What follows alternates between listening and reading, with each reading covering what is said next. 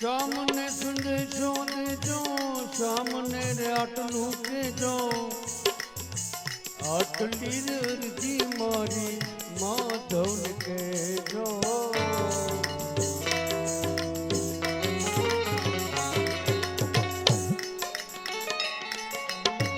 સામને સંદેશો દેજો, સામને રે આટલું કેજો, આટલી અરજી મારી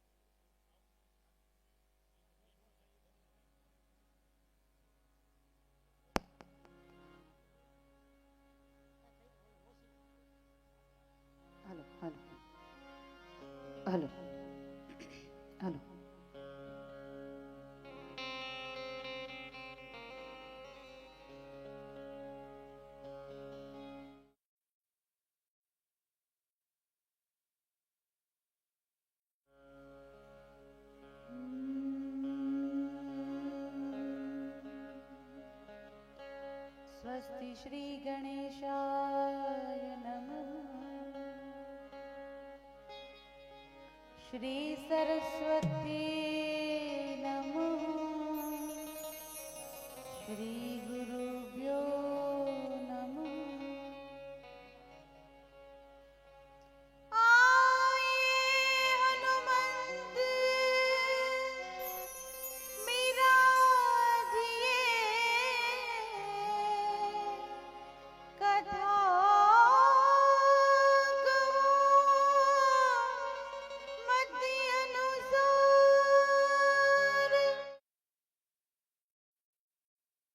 हित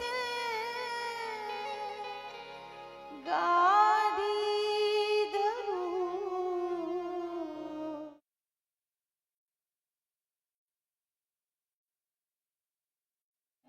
कुमार पधारो।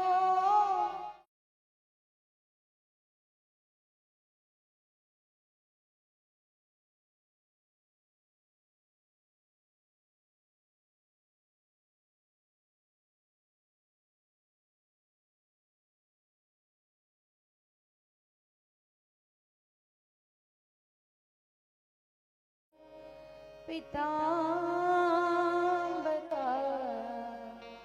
दरुण बिंब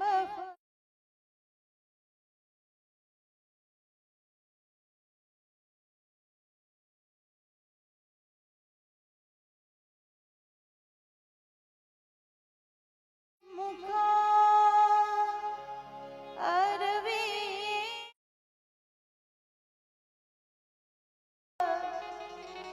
कृष्णात् परं किमपि तमहं न जाने। कृष्ण त्वदीय पदपङ्कज पञ्जरान्ते अद्येव मे विशतु मानसराज हंसे। प्राण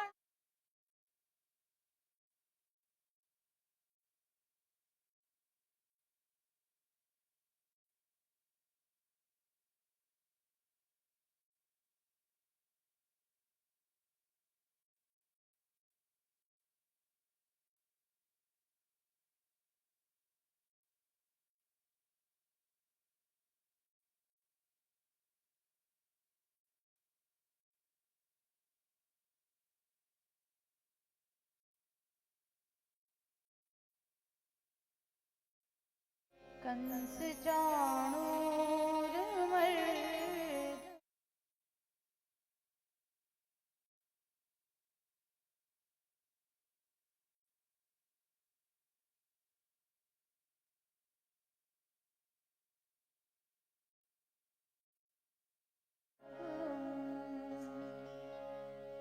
प्रभु नंद कुमारों में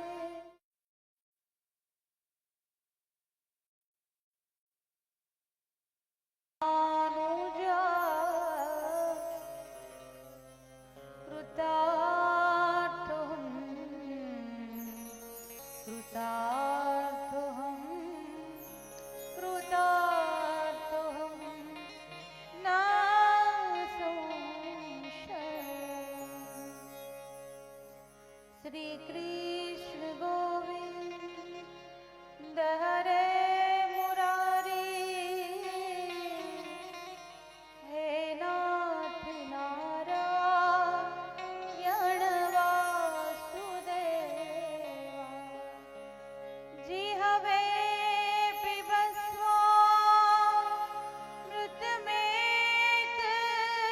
देवम् गोविंद दामोदर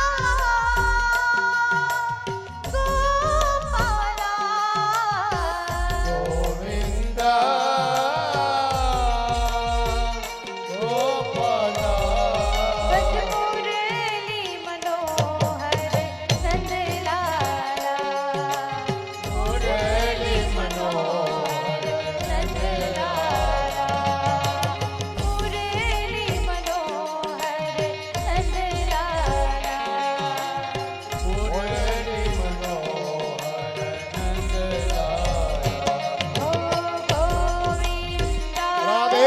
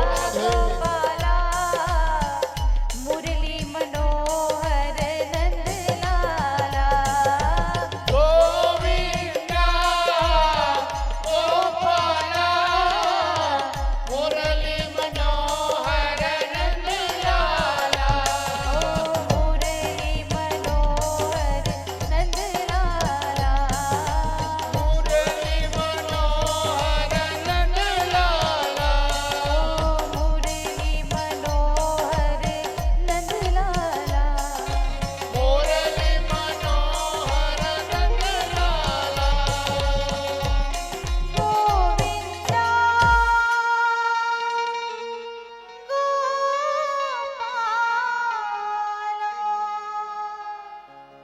મુરલી મનોહર નંદલાલા બોલીએ શ્રી કૃષ્ણ કનૈયા લાલ કી જય. તાત્કાલિક હનુમાનજી મહારાજ કી જય. ગુરુ શ્રી પલટુદાસ બાપુની જય. મહંત શ્રી ભરતદાસ બાપુની જય. મહંત શ્રી લક્ષ્મણદાસ બાપુની જય. ઓમ નમઃ પાર્વતી પતયે હર હર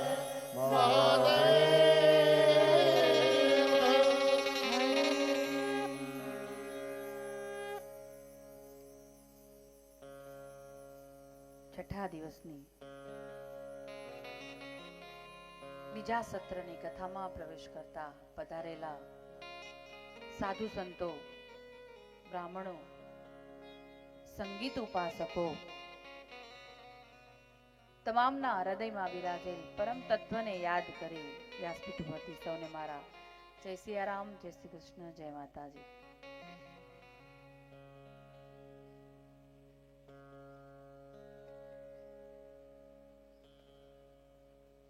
ભગવાનના અનેક ચરિત્રો આપણે શ્રવણ કરતા જાય છે.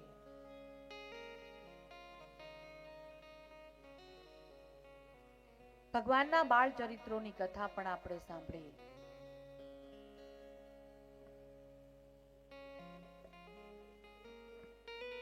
અનેક કથાઓ શ્રવણ કરતા કરતા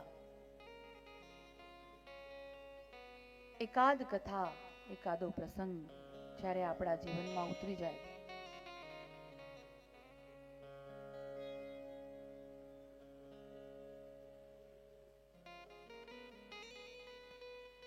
કંઈક ને કંઈક જીવનમાં ઉતરવું જરૂરી છે.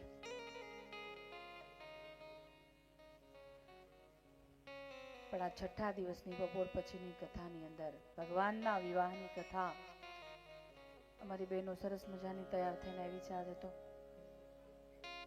ને ભગવાને લાજ પણ રાખી છે, હજી સુધી તો કઈ દેખાતું નથી. પ્રાર્થના કરો કે હજી 2 કલાક ખેંચાઈ જાય તો સરસ મજાનું આપણે વિવાહનો પ્રસંગ ઉકેલી શકીએ. સવારની કથામાં આપણે કંસનો વધ કર્યો ભગવાન કૃષ્ણએ.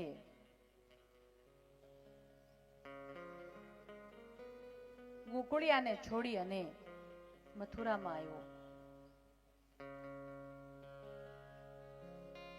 કંસનો વધ કર્યા પછી સૌ પ્રથમ પહેલું કામ પોતાની માતા જે કારાગૃહમાં કનૈયાને જન્મતા કહેવાય છે કે મેં મારી માનું મુખ જોયું નથી. લગ્ન થયા ત્યારથી દિવસ કેવો હોય માને ખબર નથી. અંધારી કોટડીમાં કારાગૃહની અંદર કંસે વસુદેવ અને દેવકીને કેદ કર્યા છે. સૌથી પહેલું કામ કનૈયાએ એ કર્યું છે.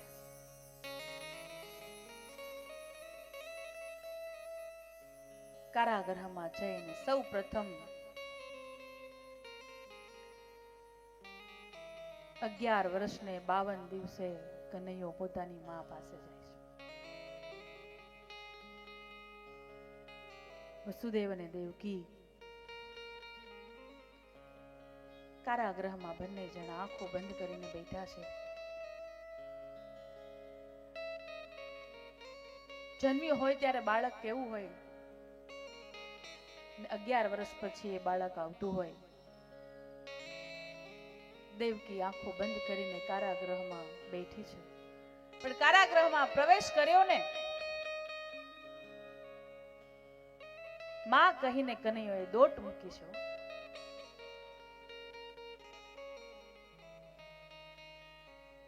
કહેવાય છે કે દૂધની ધારા વહી રહી છે.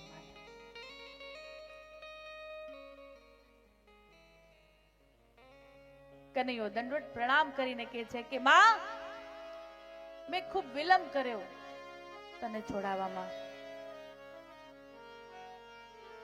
માફ કરજે મને.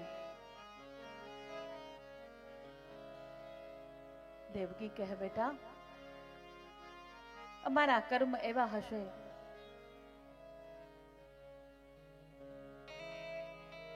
પણ આટલા સમય પછી તને મારી આંખની સામે જોઉં છું તો એટલા વર્ષથી કારાગૃહમાં છું ને બધું ભૂલાઈ ગયું.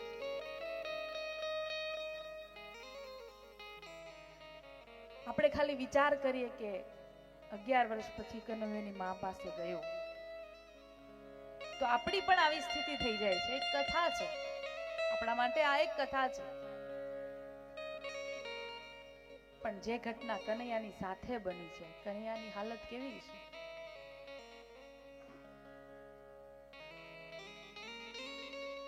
કનૈયાએ પોતાના મા બાપને મુક્ત કર્યા, ત્યારબાદ ઉગ્રસેનને પણ મુક્ત કર્યા છે.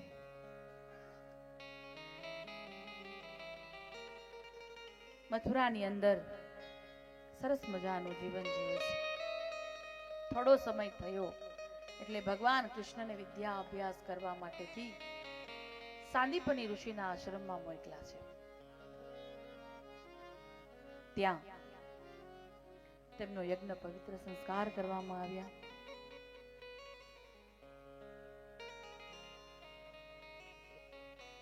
પણ જેણે જગતને આ પુરાણો આ વેદ આપ્યા હોય એને શું વાર લાગે? બધી જ વિદ્યા સંપન્ન કરી અને પોતાના ગુરુ પાસે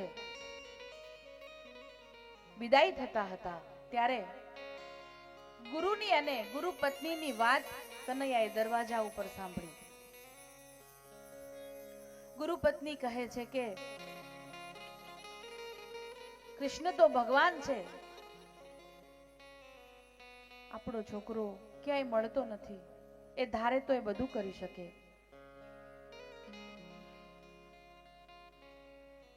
કૃષ્ણના ગુરુ કહે કે હું માંગુ નહીં.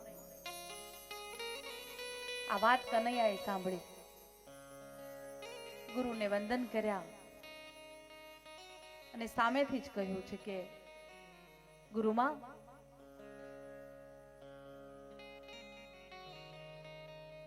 આપનું બાળક ક્યાં છે મને જણાવો. હું ધન્ય થયો છું આવા ગુરુ મેળવીને. પંચજન નામનો રાક્ષસ જે અસુર હતો એ સમુદ્રમાં ગુરુપુત્રને લઈ ગયો હતો. જેને શંખનું રૂપ ધારણ કરીને સમુદ્રમાં બેઠો હતો. ભગવાન કૃષ્ણ એમના સાથે યુદ્ધ કરી અને ગુરુપુત્રને સોંપી દીધા છે. હરેક કથાની અંદર આપણે જોયું કે ગુરુના ઋણમાંથી મુક્ત થવા માટે શિષ્ય કંઈ પણ કરે છે. મતલબ કે ગુરુ વગર બધું અધૂરું છે. પણ એક વખત દિવસો પસાર થાય છે મથુરા નગરીની અંદર. કનૈયો માતા પિતા સાથે આનંદ કરે છે. પણ એક દિવસની ઘટના,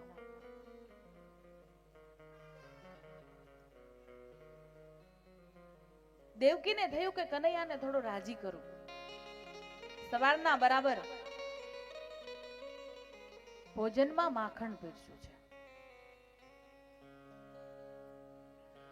કનૈયો આવી અને આસન ઉપર બેસે, પણ જ્યાં ભાણામાં નજર ગઈ ને તો માખણ જોયું.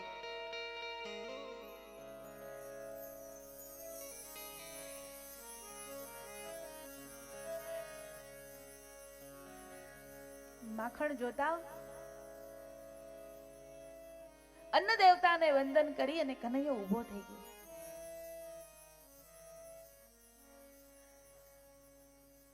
દેવકી કહે, બેટા કેમ? બોલે, માં, તારે મને રાજી કરવો હોય ને તો મારા ભાડામાં કોઈ દિવસ માખણ નહીં મૂકતી.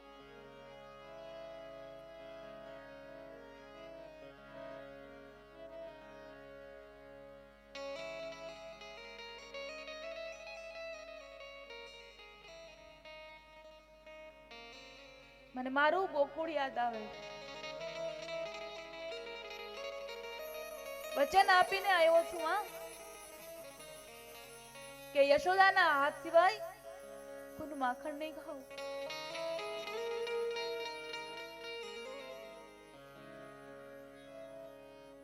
કનૈયો ખૂબ દુઃખી થાય છે.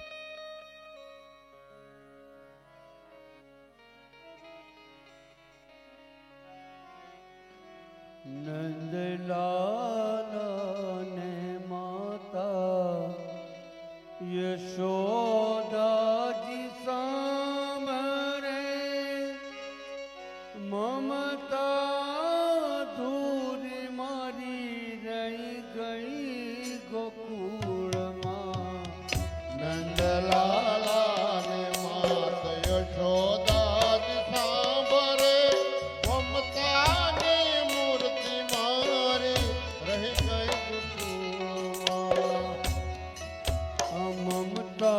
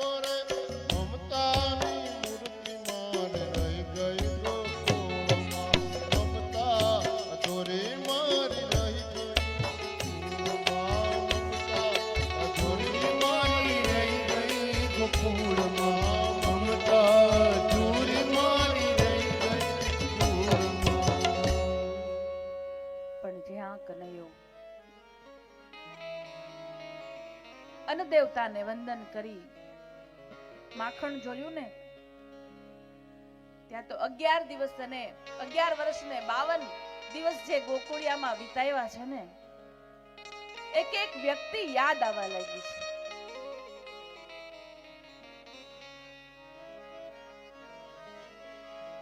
ગોકુળની ગાયો, ગોકુળવાસીઓ બધા સાથે જે લીલા કરી, એક એક લીલા આંખની સામે આવવા લાગી છે.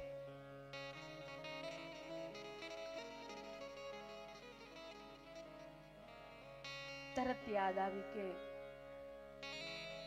એક એક વસ્તુ મૂકીને આવ્યો છું, પણ સૌથી વધારે વાસળી હતી તો એ વાસળી પણ મૂકીને માને વચન આપ્યું કે માખણ નહીં ખાઓ. રાધાને વચન આપ્યું કે વાસળી નહીં વગાડું.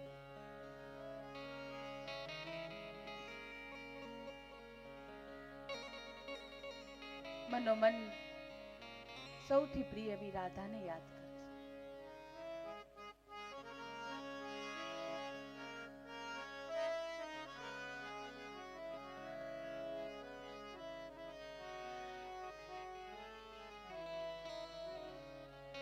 રાધા હું પુકારું,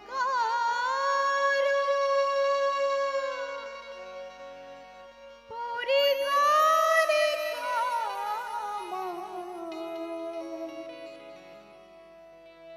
મને મારી રાધા વિના સૂનું સૂનું લાગે. હજારો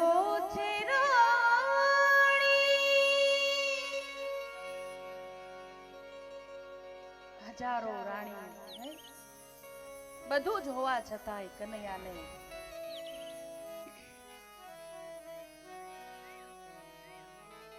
આપણને લાગે છે કે કૃષ્ણ જોર છે. કૃષ્ણએ ખૂબ આનંદ કર્યો ગોકુળમાં, પણ કૃષ્ણએ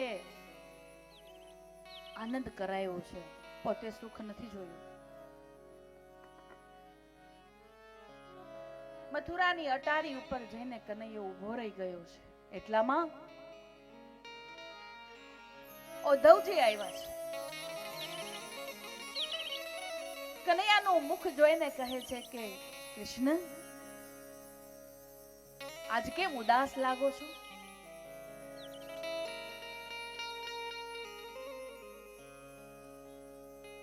ઉદ્ધવને ખૂબ એના જ્ઞાનનું અભિમાન હતું, એટલે કૃષ્ણને થયું કે એક ભક્ત છે, ખૂબ પ્રેમ કરે છે, પણ છતાં અભિમાન છે. ભગવાનને થયું કે અભિમાન દૂર કરવું જરૂરી છે. ઉદ્ધવને કહે છે, ઉદાસ તો એટલા માટે છું કે આજ મને મારું ગોકુળ યાદ આવે છે.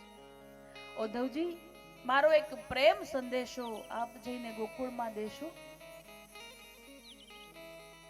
ઉદ્ધવજી તૈયાર થયા છે કૃષ્ણનો પ્રેમ સંદેશો આપવા માટે. મારો પ્રેમ સંદેશો મારા માતા પિતાને, મારી ગોપીઓને,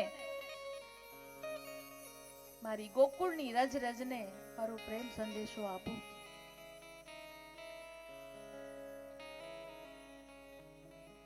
સવાર પડતા ઉદ્ધવજી તૈયાર થયા છે પ્રેમ સંદેશો લઈને.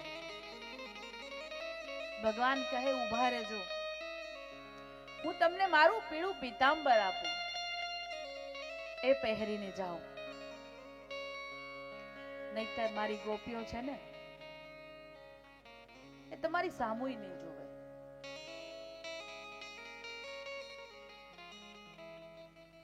પણ જ્યાં પીળું પીતાંબર ધારણ કરીને ઉદ્ધવજી ગોકુળની નગરી તરફ જાય છે. એના મનમાં હતું એવું કે અહીંયા એટલું રજવાડું છે, છતાંય જે અભણ ગવાર લોકો છે એની સાથે કનૈયાની આવી તે કઈ માયા કે કનૈયો એ ભૂલી નથી શકતો. આમ વિચારતા વિચારતા ઉદ્ધવજી જ્યાં ગોકુળમાં પગ રાખ્યો ને ત્યાં તો એ ભૂમિનો પ્રતાપ પૂરેપૂરી મનને શાંતિ થવા લાગી.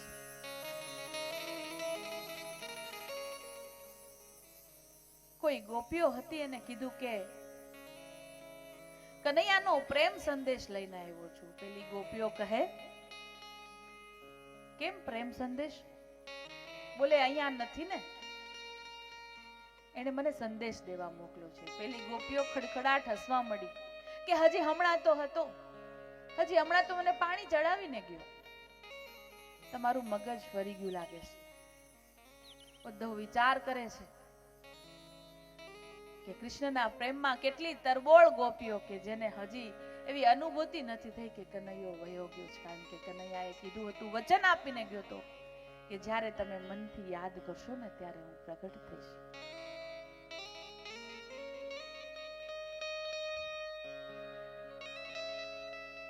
થોડે આગળ જઈને કોઈને પૂછ્યું કે કનૈયાનું ઘર કયું છે?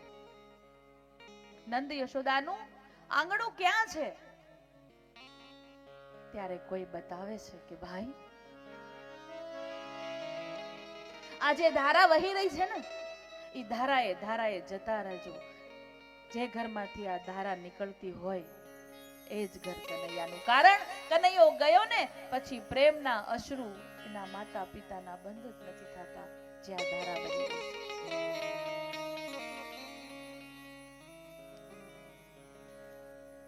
પણ પેલી ધારાએ જ્યાં ઉદ્ધવજી નંદ બાબાનું આંગણું આવ્યું પણ જ્યાં દરવાજો ખોલ્યો ને ત્યાં તો જાણે સ્મશાન હોય એવી ઘરની હાલત છે.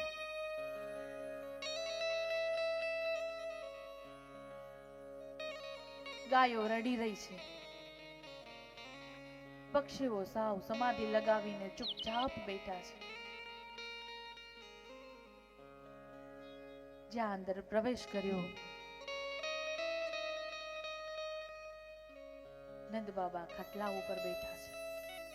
માં યશોદા થાંભલીના ટેકે આંખો સોજી ગઈ છે. આ દ્રશ્ય જોઈ અને ઉદ્ધવજીનું અભિમાન સાવ ઓગળી ગયું. ઉદ્ધવજી અંદર ગયા છતાંય નંદ યશોદાને ખબર નથી કે અમારા આંગણે કોઈ આવ્યું છે. એટલી બેભાન અવસ્થામાં જિંદગી જીવે છે. પણ ઘણો સમય વીતી ચૂક્યો હતો. થોડું અંદર નજર લગાવી, અંધારું હતું. ઓસરીની પાળ ઉપર યશોદા બેઠા હતા. નંદ બાબાને કહે છે કે કૃષ્ણનો પ્રેમ સંદેશો લઈને આવ્યો છું. યશોદા પાસે જાય છે. યશોદા, કનૈયો ગયો ને પછી ઘરમાં લાઈટ નથી કરી. કોઈ ગોપી કહે કે માં દીવો તો કરો. અરે દીવો કરીને જોવું કોને? જેનું મોઢું જોવું તો એ કનૈયો તો મારી પાસે છે નહીં. કોના માટે અજવાળા કરું આ ઘરમાં?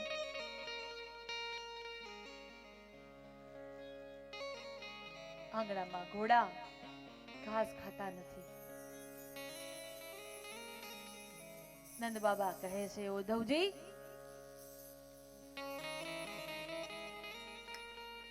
રામના વિરહમાં દર્શક મૃત્યુ પામ્યા. હું તો અભાગણ એટલો જીવ છું કે કૃષ્ણના વિરહમાં અમને તો મૃત્યુ પણ ના આવ્યું. કૃષ્ણ વગર જીવવું એ મારા માટે શક્ય નથી. આટલો ત્યાગ પરિવારનો જોઈને ઉદ્ધવજીનું અભિમાન સાવ ઓગળી ગયું. વંદન કરતા મથુરા જવા નીકળ્યા છે. પણ થોડે આગળ ગયા ને તો કનૈયાનું એક ચિત્ર જોયું ઉદ્ધવજીએ. ત્યાં જઈને જુએ તો એક ગોપી ઊભી છે. બસ કનૈયાની સામે ચિત્ર દિવાલ ઉપર દોરેલું છે, એની સામે નજર છે અને એમને ઊભી છે. ઉદ્ધવજી નજીક જઈને કહે છે કે હે ગોપી, એટલું સરસ ચિત્ર બનાવ્યું છે તે, પણ અધૂરું કેમ છે? કમર સુધીનું જ કેમ છે? આખું ચિત્ર નથી. એટલું સરસ મનમોહક સ્વરૂપ બનાવ્યું છે તો પગ કેમ નથી દોર્યા? અને ત્યારે પેલી ગોપી બીજું કોઈ નહીં પણ રાધાજી હતા. એણે કહ્યું કે ઉદ્ધવજી, જે પગવાળો કનૈયો હતો એ અમને ગોકુળવાસીઓને છોડીને જતો રહ્યો. હવે આ ચિત્ર બનાવીને જે હું દાડા કાઢું છું, જો આને પગ બનાવું તો આય જતો રહે તો કોના આધારે જીવું? પગ એટલે નથી બનાવ્યા. પણ જ્યાં આ દ્રશ્ય જોયું, ઉદ્ધવજીનું અભિમાન એટલું ઓગળી ગયું કે એ રમણ રેતીમાં કહેવાય ને કે માથે નાખવા લાગ્યા, સ્નાન કરવા લાગ્યા છે. અને આપણે હજી પણ એ રમણ રેતીનું મહત્મય બતાવેલું છે. ગોકુળની રજે રજમાં ભરપૂર કૃષ્ણનો પ્રેમ ભર્યો છે. આજે જ્ઞાની ઉદ્ધવ મનમાં કહે છે કે હા પ્રભુ, આજે મને ખબર પડી કે ગોકુળવાસીને તમે શું કામ એટલો બધો પ્રેમ કરો છો. કૃષ્ણને કહે છે કે પ્રભુ, ગોકુળનું ખાલી એક તણખલું મને બનાવ્યો હોત ને તોય મારું જીવન ધન્ય થઈ ગયું હોત. કે તમારા પગનો સ્પર્શ તો થત. આમ ઉદ્ધવજીનું અભિમાન ઓગળી ગયું છે.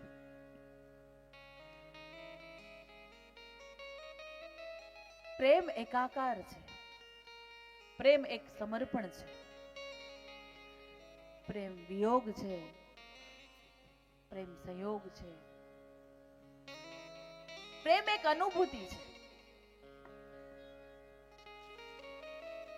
વિમુખ હોય એને પણ સન્મુખ લાવી દે છે. પ્રેમમાં એટલી તાકાત છે. સુખદેવજી મહારાજ રાજા પરીક્ષિતને ભગવાનના પવિત્ર પ્રેમની ગાથા કહે છે.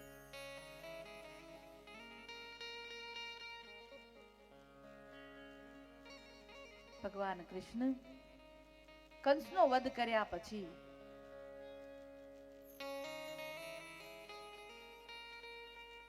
કંસની જે બે પત્નીઓ હતી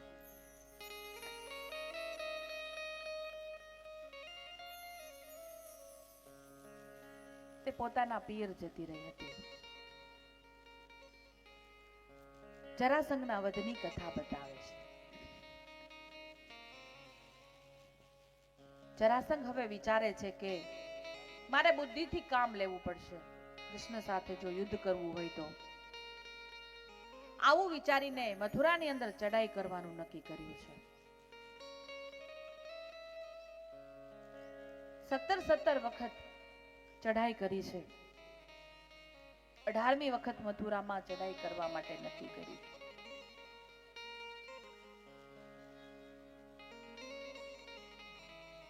ભગવાન રણ છોડીને ગયા એટલે રણછોડ કેવાળા.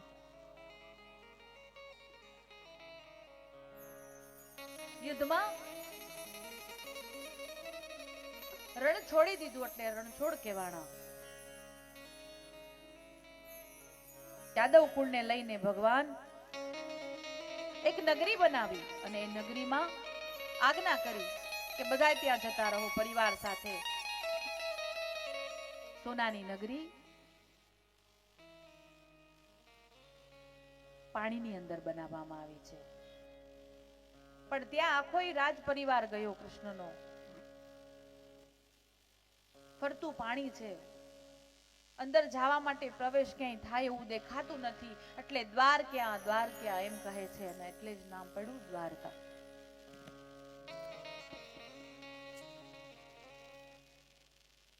બોલીએ શ્રી કૃષ્ણ કનૈયા લાલ કી જય. 5 મિનિટ માટે આપણે કથાને વિરામ આપીએ, કારણ કે જો વધારે ટાઈમ રહે તો લાઈટ થોડીક તકલીફ થઈ જાય. એટલે 5-10 મિનિટમાં ફરી પાછા